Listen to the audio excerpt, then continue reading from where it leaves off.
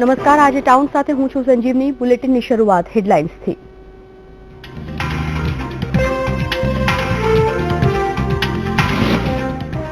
સિંધુ સમજૂતીને લઈને ભારત લઈ શકે છે મોટો નિર્ણય. પાકિસ્તાનના હિસ્સાનું પાણી ઓછું કરવા બનાવાઈ શકે છે 3 બંધ. નવાઝ શરીફને આજે મળી શકે છે વળતો જવાબ. સુષ્મા સ્વરાજ આપી શકે છે યુએનમાં જવાબ. એએમસીમાં દલિતોના દેખાવ પહેલા દલિતો અને પોલીસ વચ્ચે ઘર્ષણ. જિગ્નેશ મેવાણી સહિત અનેક કાર્યકરોની અટકાયત. બાયડ દહેગામ રોડ બનાવવામાં ભેદભાવ સામે કોંગ્રેસે યોજી રેલી. નાયબ મુખ્યમંત્રીને આપ્યું આવેદનપત્ર. મોરબીના માણિયા કચ્છ હાઈવે પર ગમખ્વાર અકસ્માત, 8 લોકોના મોત.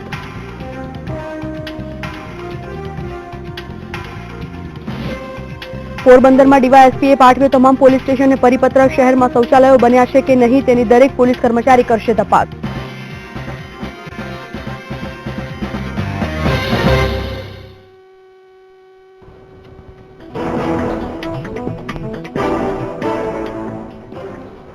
નમસ્કાર, સમાચાર વિસ્તારથી જોઈએ. અમદાવાદથી શરૂઆત કરી. અમદાવાદ મ્યુનિસિપલ કોર્પોરેશનમાં આજે દલિત આગેવાનો સહિત કાર્યરતોનો મોટી સંખ્યામાં જન સૈલાબ ઉમટી પડ્યો હતો. પડતર માંગણીઓને લઈ જન આક્રોશ વકરતા એએમસીની મુખ્ય કચેરી હંગામેદાર બની હતી, જેમાં જમીન ફાળવણી સહિત સફાઈ કામદારોને ફરજ પર પાછા લેવા જેવા મુદ્દે ઉગ્ર બોલાચાલી થતા પોલીસ અને દલિત કાર્યકર્તાઓ વચ્ચે છૂટા હાથે મારામારી થતા ઘર્ષણ પણ થવા પામ્યું હતું, જે અંતર્ગત પોલીસે પરિસ્થિતિને કાબૂમાં લેવા માટે દલિત અત્યાચાર સમિતિના અધ્યક્ષ જિગ્નેશ મેવાણી સહિત 100 થી વધુ કાર્યકર્તાઓની અટકાયત કરી પરિસ્થિતિને કાબૂમાં લીધી હતી.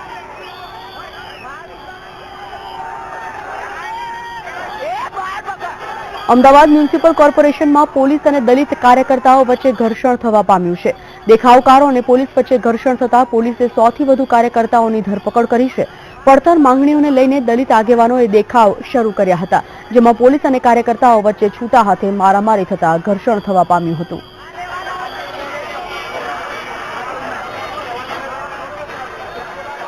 ન્યાયી વ્યાજની માંગણી છે, જેવી કે કાયમી કરવાની 10 વર્ષ થયા.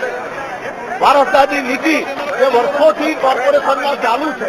સરકારી વેતન જેની જગ્યાએ ઉચ્ચ વેતનની આપવાની વાત કરવામાં આવી રહી છે, અને હડતાલનો પગાર, ફોજદારી જે કેસો કરવામાં આવે તાત્કાલિક પાછા ખેંચવામાં આવે, તમામ છૂટા કરવામાં આવેલા દલિત કામદારોને પાછા લેવામાં આવે.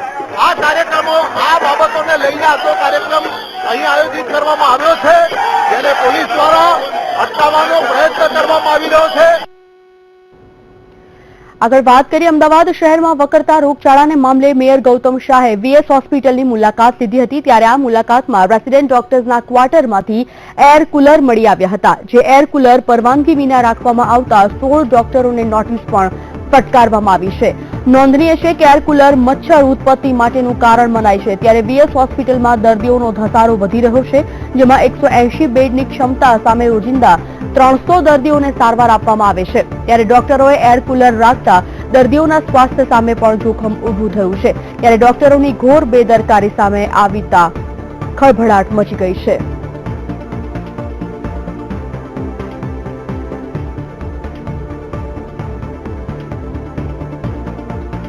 અર્પણ કાયદાવાલા વીટીવી સંવાદદાતા આ વિષય પર વધુ માહિતી સાથે ફોન લાઈન પર જોડાઈ ગયા છે. અર્પણ, અમદાવાદ શહેરમાં 1 by 1 રોગચાળાના કેસીસ સામે આવી રહ્યા છે. આજે ગૌતમ શાહે વીએસ હોસ્પિટલની મુલાકાત લીધી અને આ હોસ્પિટલમાં ઘણી બધી બેદરકારી સામે આવી છે. કયા કયા મુદ્દાઓ ખાસ કરીને આંખે વળગે એવા હતા? જી, વાત કરીએ તો શહેરમાં જે પ્રકારે રોગચાળો વકર્યો છે તે બાદ હવે તેની ગંભીરતા તંત્રને સમજાય છે, જેના ભાગરૂપે આજે ખુદ મેયર ગૌતમ શાહ અને મ્યુનિસિપલ કમિશનર મુકેશ કુમારે વીએસ હોસ્પિટલની મુલાકાત લીધી છે, કે જે મ્યુનિસિપલ કોર્પોરેશન સંચાલિત છે, કારણ કે ત્યાં દરરોજ દર્દીઓની સંખ્યામાં વધારો થઈ રહ્યો છે અને પરિસ્થિતિ પણ ગંભીર છે. આ બંનેની મુલાકાત દરમિયાન એક ચોંકાવનારી બાબત એ સામે આવી છે કે જે રેસિડેન્ટ ડોક્ટરો છે કે જ્યાં હોસ્પિટલમાં તબીબ તરીકે કામ કરે છે, તેઓ પોતાની હોસ્ટેલમાં ઉપરી અધિકારીઓની કે તંત્ર કોઈ પણ પ્રકારની મંજૂરી વગર વોટર કુલરનો ઉપયોગ કરી રહ્યા છે, કે જેના કારણે જે મચ્છરોનું બ્રીડિંગ થાય છે તેનામાં વધારો થયો છે. એટલે આ એક ગંભીર બાબત ધ્યાને આવતા જ તંત્ર તરફથી વીએસ હોસ્પિટલના સુપ્રિન્ટેન્ડન્ટ તરફથી આવા 16 જેટલા રેસિડેન્ટ ડોક્ટરોને નોટિસ આપવામાં આવી છે કે તેમની પાસે ખુલાસો માંગવામાં આવ્યો છે. સાથે જ આજે આ શહેરમાં જે રોગચાળો વકર્યો છે તેને લઈને વિપક્ષી નેતાની આગેવાનીમાં મ્યુનિસિપલ કોર્પોરેશનમાં કોંગ્રેસી કાર્યકરોએ મેયરને આવેદનપત્ર આપ્યું છે અને ચોખ્ખો આરોપ લગાવ્યો છે કે શહેરમાં જે રોગચાળાની પરિસ્થિતિ ઉદ્ભવી છે તેના ઉપર કાબુ મેળવવામાં મ્યુનિસિપલ કોર્પોરેશનનું વહીવટી તંત્ર અને ભાજપના શાસકો સંપૂર્ણ નિષ્ફળ ગયા છે, જેના કારણે શહેરમાં આજે આ પરિસ્થિતિ ઉભી થઈ છે. નોંધનીય છે કે છેલ્લા 2 મહિનામાં જ વીએસ હોસ્પિટલના 25 જેટલા રેસિડેન્ટ ડોક્ટરોને ડેન્ગ્યુના શિકાર થયા હોવાનું સામે આવ્યું છે, જે પૈકી 4 તો હજી પણ સારવાર હેઠળ છે. અને શહેરના અન્ય રોગચાળાના જે આંકડા છે તેનો તો કોઈ પાર જ નથી. તંત્ર ભલે જે સત્તાવાર આંકડા આપી રહ્યું હોય કે ગણતરીના મોત થયા છે, પરંતુ શહેરમાં જે રોગચાળાની પરિસ્થિતિ છે તે ખરેખર કાબુ બહાર છે, કારણ કે જે ખાનગી હોસ્પિટલ છે, ક્લિનિક છે તે દર્દીઓથી ઉભરાઈ રહ્યા છે, જેનો કોઈ હિસાબ જ નથી.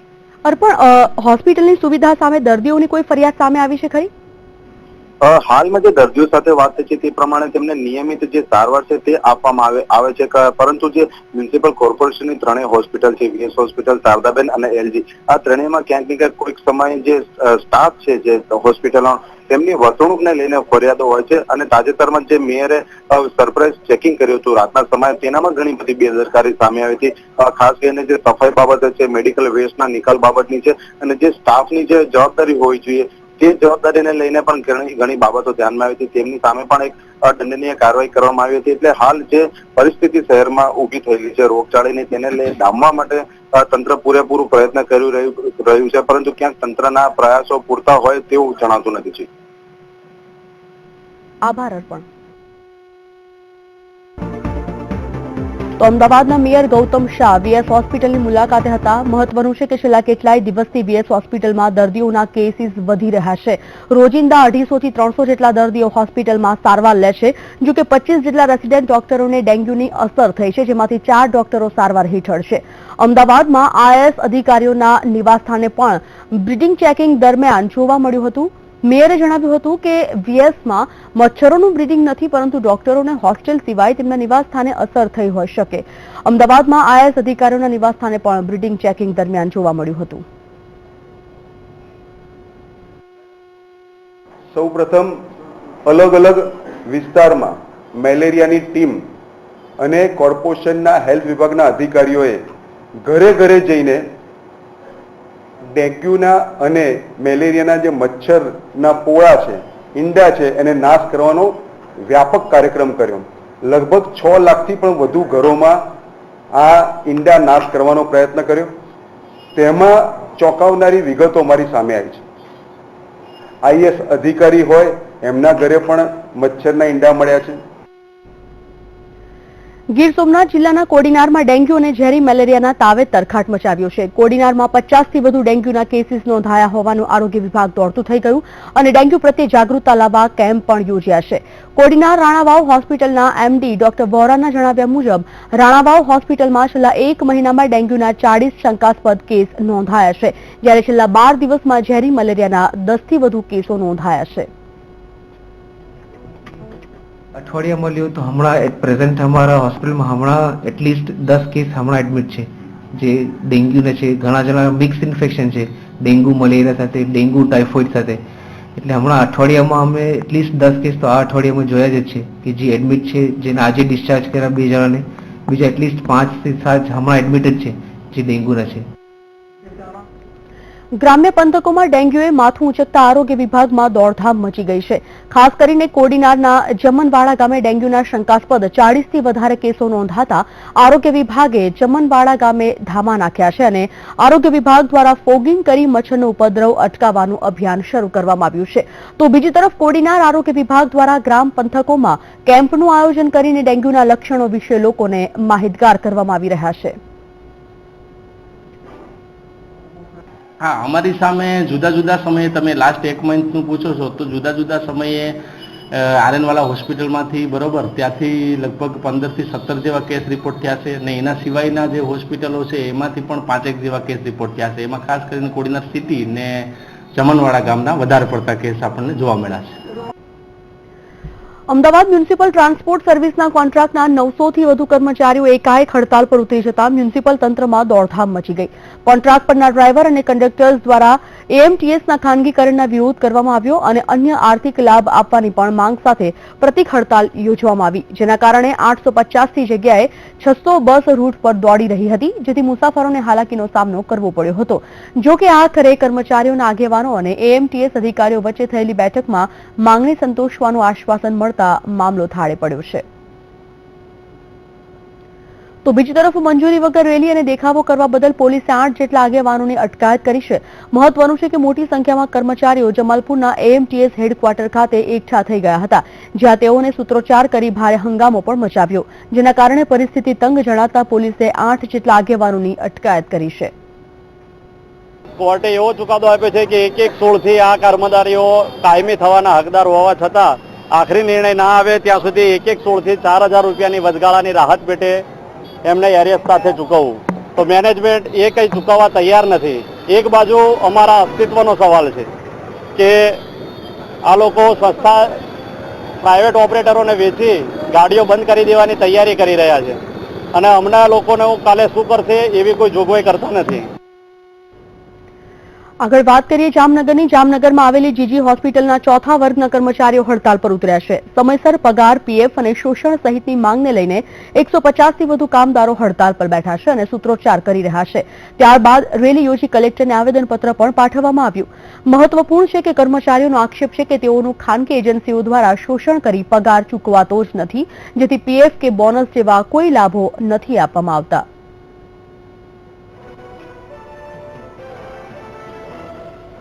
તો જામનગરમાં સફાઈ કર્મચારીઓ હડતાલમાં જોડાયા હતા. લગભગ 150 જેટલા કર્મચારીઓ પોતાની બેઝિક ડિમાન્ડ સાથે આ હડતાલમાં જોડાયા હતા. કોન્ટ્રાક્ટ બેઝના કામદારો કલેક્ટરને આવેદનપત્ર પણ પાઠવ્યું હતું અને સાથે જ ભરતી સાથે જ બોનસ અને પીએફ તેઓને સમયસર મળી રહે તેવી માંગો સાથે આજે કલેક્ટરને આવેદનપત્ર પાઠવવામાં આવ્યું હતું. જીજી હોસ્પિટલમાં જે આટલા વર્ષ 8-10 વર્ષથી નોકરી કરી બરાબર, એમાં અત્યારે એમ જે સોલંકીનો કોન્ટ્રાક્ટ ચાલે છે એમાં અમારો પગાર ઓછો મળે છે. સરકારી લઘુત્તમ મુજબ રોજ મળતું નથી. દર મહિને 1100 રૂપિયા પગારમાંથી ખવાય છે અને 30 દિવસ કામ કરે છે, 4 દિવસના પૈસા દેતો નથી અને પીએફની કાંઈ અમને ચલણની કાંઈ ઝેરોક્ષ આપતો નથી અને આ 2 મહિનાથી અમારો પગાર રોકાય છે અને અમુક માણસોનો 8મા, 9મા, 10માનો પગાર રોકાણો છે. ઓલા વર્ષનો એક બેનનો 4 મહિનાનો પગાર રોકાણો છે, એકનો 4થા મહિનાનો રોકાણો છે. અને કેટલાક મહત્વપૂર્ણ સમાચાર સાથે પરત ફરીએ છીએ. હાલ એક બ્રેક.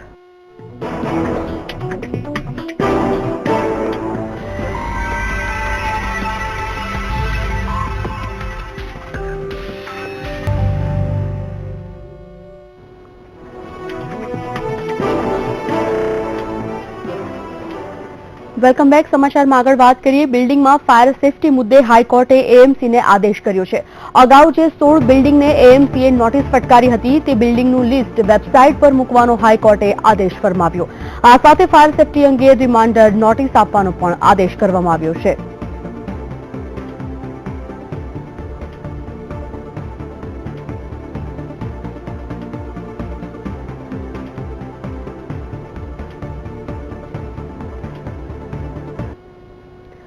સુરતમાં વધુ એક વખત નોકરી બહાને છેતરપિંડીની ફરિયાદ નોંધવામાં આવી છે. શહેરના 30 થી વધુ લોકોએ 60 વ્યક્તિઓ સામે આ ફરિયાદ નોંધાવી. કુવૈતમાં નોકરી આપવાને બહાને એક વ્યક્તિ પાસેથી 45 થી 50,000 રૂપિયા ખંખેરી આ ટુકડી ફરાર થઈ ગઈ છે. આવા 52 લોકોને તેઓએ છેતર્યા છે. પોલીસે ફરિયાદને આધારે કાયદેસરની કાર્યવાહી શરૂ કરી છે.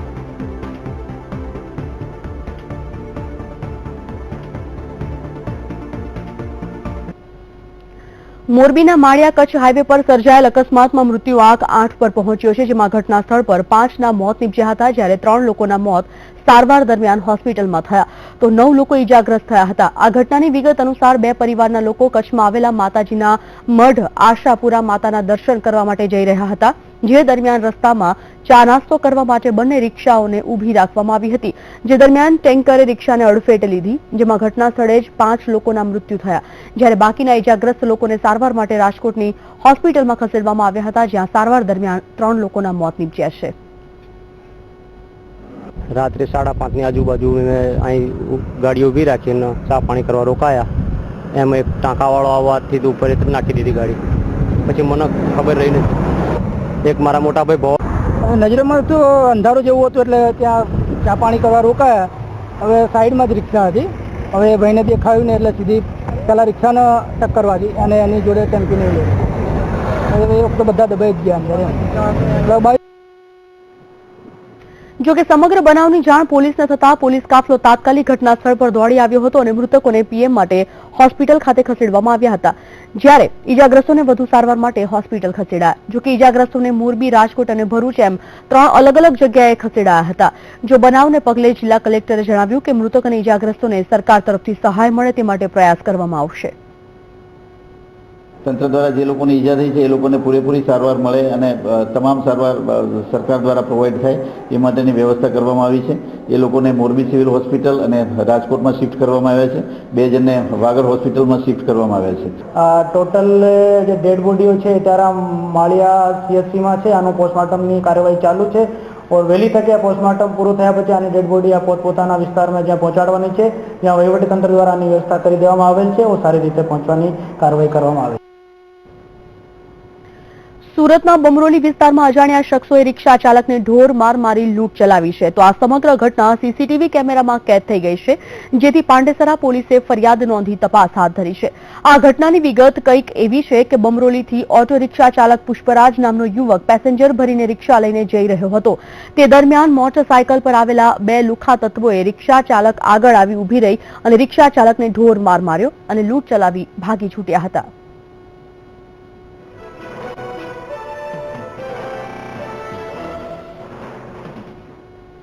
સ્માર્ટફોન ઓનલાઈન શોપિંગના વધેલા ચલણમાં છેતરપિંડીના બનાવો પણ વધી રહ્યા છે, ત્યારે ઓલેક્સ સાઇટમાં સેકન્ડ હેન્ડ આઈફોન સસ્તા ભાવે વેચવાની જાહેરાત આપીને આરોપી અનેક લોકોને ચૂનો લગાડ્યો છે.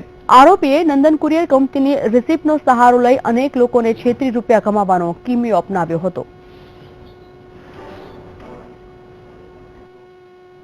જે ઓએલએક્સ ઉપર એડ આપે છે કે જે આઈફોન 6 જે છે બહુ ઓછી કિંમતમાં એટલે કે 12 થી 15 હજારમાં હું સેલ કરું છું, જે ખરેખર સેલ કરતો જ નથી અને લોકોની પાસેથી પૈસા લઈ અને એવું કહે છે કે મેં કુરિયર કરી દીધું છે. કુરિયરના બોક્સનો ફોટો મોકલે છે, પછી છેલ્લે નંદન કુરિયરની રિસિપ્ટનો એક ફોટો મોકલે છે. ખરેખર ફેબ્રિકેટેડ છે અને કુરિયર કરવામાં આવતું નથી અને નંદનમાં કુરિયર કરી દીધું છે એવું સામેવાળાને અહેસાસ કરાવીને એને ફોટો વોટ્સઅપ કરે છે.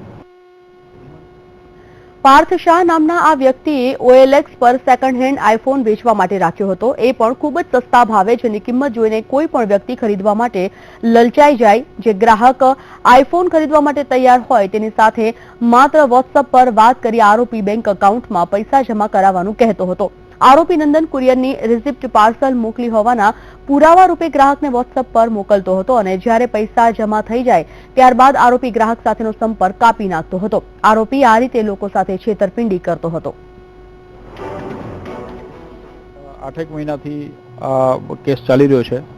અમે આના માટે ઘણું બધું ઇન્વેસ્ટિગેશન કર્યું, લોકોને ફોન બી કર્યા, ત્યારે ખ્યાલ આવ્યો કે આ માણસ ખરેખર ફેબ્રિકેટેડ છે, રિસિપ્ટ ફેબ્રિકેટેડ બનાવી રહ્યો છે અને અમારા નામનો ગેરઉપયોગ કરી અને લોકોને ગેરમાર્ગે દોરી રહ્યો છે.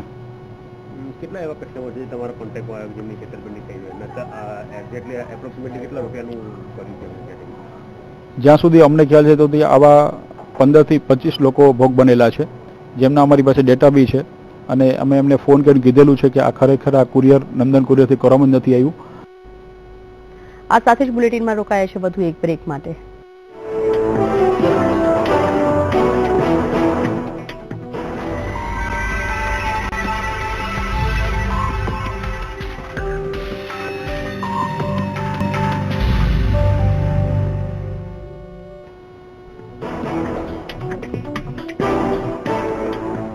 Welcome back. સમાચારમાં આગળ વાત કરીએ. બાયડ રોડની માંગણી સાથે કોંગ્રેસના ધારાસભ્ય મહેન્દ્રસિંહ વાઘેલાએ રેલી યોજી. બાયડ દહેગામ રોડ બનાવવામાં ભેદભાવ કરતા વિરોધ કરવામાં આવ્યો હતો. આ વિરોધને લઈને સચિવાલય ગેટના તમામ ગેટ બંધ કરાયા છે. આ પ્રતિનિધિ મંડળે નાયબ મુખ્યમંત્રીને આવેદનપત્ર આપી તાકીદે બાયડને રોડ આપવાની માંગણી કરવામાં આવી હતી. જોકે કોંગ્રેસના ધારાસભ્ય મહેન્દ્રસિંહ વાઘેલાએ બાયડને રોડની ફાળવણીમાં થઈ રહેલા અન્યાય સામે પણ વિરોધ વ્યક્ત કર્યો હતો. રેલીને પગલે સચિવાલયમાં પોલીસનો ચુસ્ત બંદોબસ્ત ગોઠવવામાં આવ્યો હતો. ભારતીય જનતા પાર્ટીની સરકાર અંગ્રેજો જેવી નીતિ અપનાવીને ભાગલા પાડવાની વાત કર્યા છે. બાયડથી દહેગામ સુધી રોડ ના મંજૂર કરે અને દહેગામથી બાકીનો રોડ મંજૂર થાય, આ ક્યાંની નીતિ? એના લીધે અમારી બાયડ ડ્રાઈવની પ્રજાએ ખૂબ જ અન્યાય સહન કર્યો એવું લાગ્યું. ત્યારે એ પ્રજાની લાગણીને વાચા આપવા માટે અમારા જિલ્લા પંચાયતના પ્રમુખ ધારાસભ્ય શ્રી મહેન્દ્રસિંહજી, માન્ય ઉપપ્રમુખશ્રી, તાલુકા પંચાયતના પ્રમુખશ્રીઓ, જિલ્લા પંચાયતના બધા જ સભ્યો, તાલુકાના અને જિલ્લાના બધા જ અમારી સમક્ષ આજે રજૂઆત કરવા માન્ય નાયબ મુખ્યમંત્રીશ્રીને આવ્યા હતા. ઉત્તર ગુજરાત એજ્યુકેશન સોસાયટી અંતર્ગત ઉત્તર ગુજરાત યુનિવર્સિટીના ઉપકુલપતિ વિરુદ્ધ ગાંધીનગરમાં ઉગ્ર રજૂઆત કરવામાં આવી હતી. ઉત્તર ગુજરાત એજ્યુકેશન સોસાયટીના પ્રતિનિધિ મંડળ દ્વારા નાયબ મુખ્યમંત્રી નીતિન પટેલ અને શિક્ષણ મંત્રી ભૂપેન્દ્રસિંહ ચુડાસમા સમક્ષ રજૂઆત કરવામાં આવી હતી. હેમચંદ્રાચાર્ય યુનિવર્સિટીના ઉપકુલપતિ કોંગ્રેસી વિચારધારાના હોવાથી તેઓ ગુજરાત હાઈકોર્ટે કરેલા ઓર્ડરનું પણ પાલન કરતા નથી. ઉત્તર ગુજરાત એજ્યુકેશન સોસાયટી અંતર્ગતની બીએડ કોલેજમાં 100 વિદ્યાર્થીઓની ફાળવણી કરવાનો આદેશ હોવા છતાં ઉપકુલપતિ માત્ર 50 વિદ્યાર્થીઓ જ ભરવાની મંજૂરી આપી રહ્યા છે.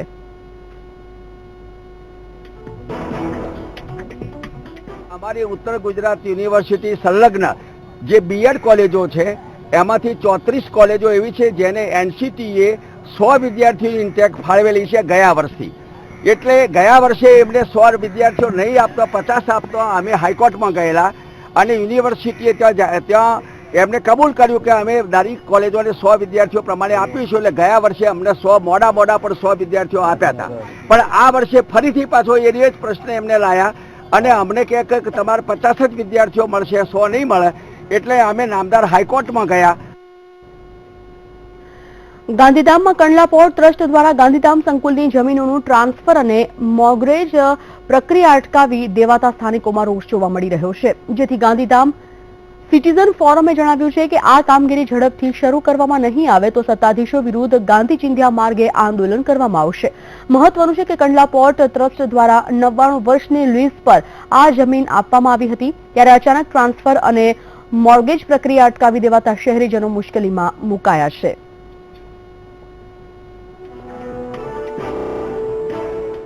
પ્રક્રિયાઓ અટકાવી દીધેલ છે. આ પ્રક્રિયાઓ અટકાવવાના કારણે જે બ્રેડ બટર વોટર જે કહી શકાય એ પ્રમાણેની આ દરેક પ્રક્રિયા ઉપર રોક લાગી ગયો છે અને જાહેર જનતાને ખૂબ જ તકલીફ પડી રહી છે. આ થવાથી ગાંધીધામની અંદર કોઈ પણ વ્યક્તિ મિલકત ખરીદી નથી શકતો, મિલકત વેચી નથી શકતો, મિલકત મોર્ગેજ નથી મૂકી શકતો અને પોતાના નામે મ્યુટેશન પણ નથી કરાવી શકતો. આજે ટાઉનમાં અત્યારે બસ આટલું જ. હું રજા લઈશ. નમસ્કાર.